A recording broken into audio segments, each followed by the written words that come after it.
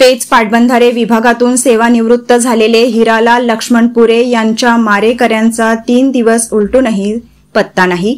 Parshivni police आरोपीचा शोध घेत आहे।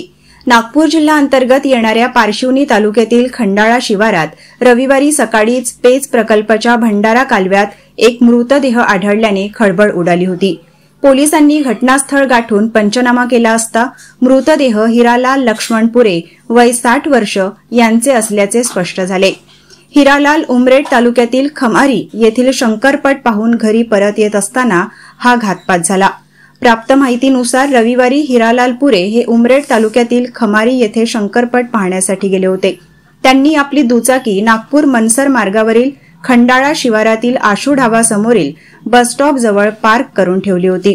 रात्री शंकरपट पाहून परतल्यानंतर दुचाकी घेण्यासाठी गेले असता अज्ञात हल्लेखोरांनी त्यांच्यावर धारदार शस्त्राने पोटावर व मानेवर वार करून खून केला।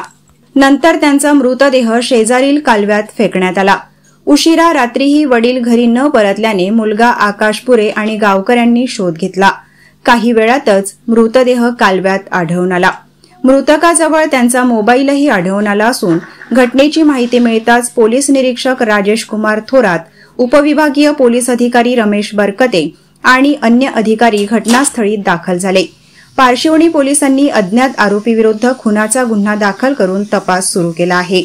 मात्र घटनेला 3 दिवस उलटून सुद्धा घटनेचे आरोपी अद्याप पोलिसांच्या तावडीतून बाहेर आहे।